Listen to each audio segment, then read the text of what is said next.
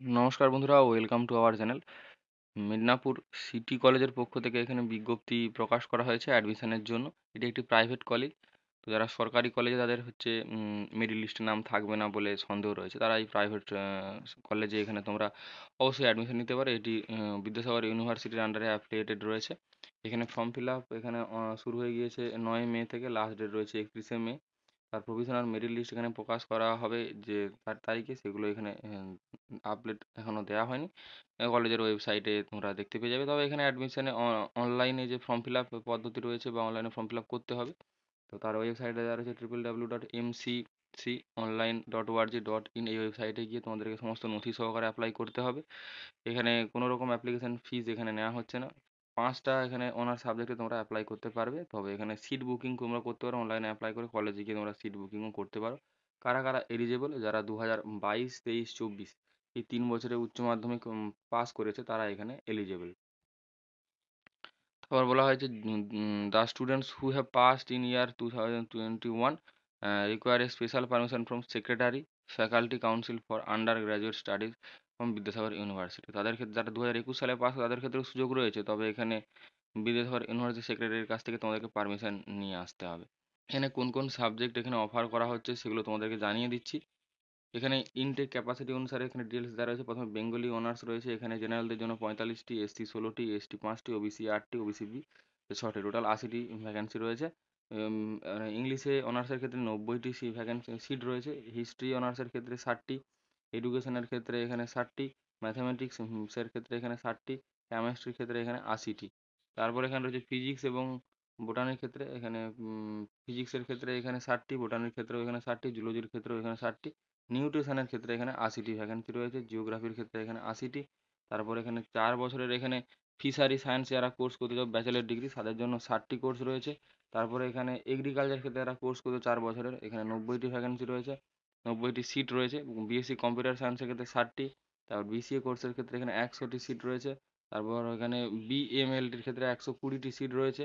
Medical laboratory technology, তারপর হচ্ছে এখানে বিবিএ ইন হসপিটাল ম্যানেজমেন্ট, এখানে টোটাল 100টি সিট রয়েছে। জেনারেলে 56টি সিট এখানে রয়েছে।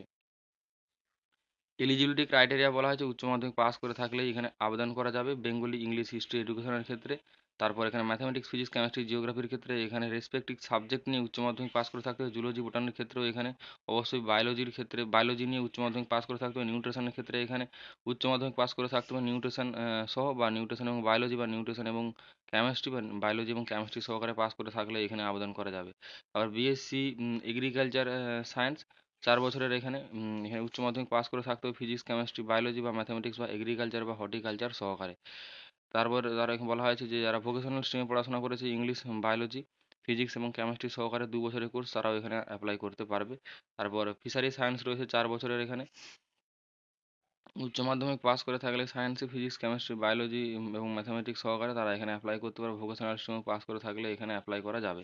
বিএসসি কম্পিউটার সায়েন্সের ক্ষেত্রে উচ্চ মাধ্যমিক পাস করে থাকলেই হবে। তবে এখানে ফিজিক্স সঙ্গে ম্যাথামেটিক্স বা কম্পিউটার অ্যাপ্লিকেশন বা কেমিস্ট্রি থাকলে অ্যাপ্লাই করা যাবে। তো ফিজিক্স থাকতে হবে। বিসিএ কোর্সের ক্ষেত্রে উচ্চ মাধ্যমিক পাস হতে হবে ম্যাথামেটিক্স বা কম্পিউটার অ্যাপ্লিকেশন সহকারে।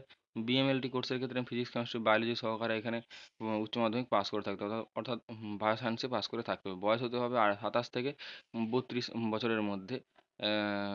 27 থেকে নয়, 27 বছর এখানে হাইয়েস্ট বয়স বয়স রয়েছে জেনারেলদের ক্ষেত্রে, এবং রিজার্ভ ক্যাটাগরির ক্ষেত্রে 32 বছর। তো 27 বছর জেনারেলদের জন্য হাইয়েস্ট।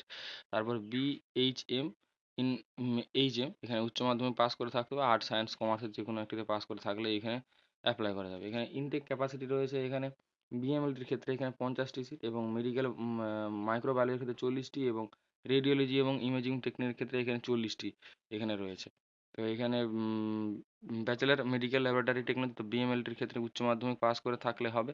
তো ফিজিক্স, কেমিস্ট্রি, বায়োলজি সহকারে, এবং অ্যাডমিশন প্রসেস এখানে কন্ডাক্ট করা হবে জেন পাসের ক্ষেত্রে। জেন পাস দিয়ে তারপরে এন্ট্রান্স এক্সাম দিয়ে তোমরা অ্যাপ্লাই করতে পারবে। বয়স হতে হবে 40-এর মধ্যে। তার মাইক্রোবায়োলজির ক্ষেত্রে এখানে মেডিকেল মাইক্রোবায়োলজি উচ্চ মাধ্যমিক পাস করে থাকতে হবে। ফিজিক্স, কেমিস্ট্রি, বায়োলজি সহকারে, অর্থাৎ বায়ো সায়েন্সে পাস করে থাকতে হবে। বয়স হতে হবে 40-এর মধ্যে। তারপর বিএসসি ইন রেডিওলজি এবং ইমেজিং টেকনিকের ক্ষেত্রে এখানে উচ্চ মাধ্যমিক পাস করে থাকতে হবে। ফিজিক্স, কেমিস্ট্রি, বায়োলজি অর্থাৎ বায়ো সায়েন্সে সঙ্গে 40 বছর আপার এজ লিমিট হতে হবে। তো এই ছিল মিদনাপুর সিটি কলেজ, একটি প্রাইভেট কলেজে এখানে সহজে ভর্তি হওয়ার যাদের নাম্বার কম, সরকারি কলেজে মেরিট লিস্টে নাম আসবে না বলে সন্দেহ রয়েছে, তারা অবশ্যই এখানে ফর্ম একটি ফিল আপ করে রাখতে পারো, কারণ এখানে কোনো রকম অ্যাপ্লিকেশন ফিস লাগছে না।